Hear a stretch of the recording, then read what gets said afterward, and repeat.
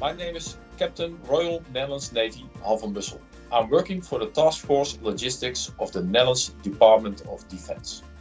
The reason for this project was that we had various ways of communicating with sending nations, by fax, by email and with Excel sheets. So we had a need for one system to communicate with our sending nations.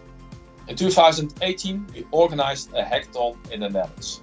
The challenge of this hackathon was to build a system, a proof of concept for host nation support in the Netherlands.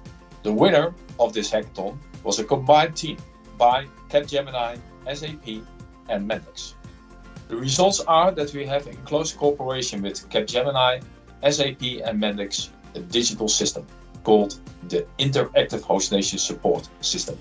It helps us to have real-time information from sending nations like the US, Germany, Poland and so on, and it helps us to act on this real-time information.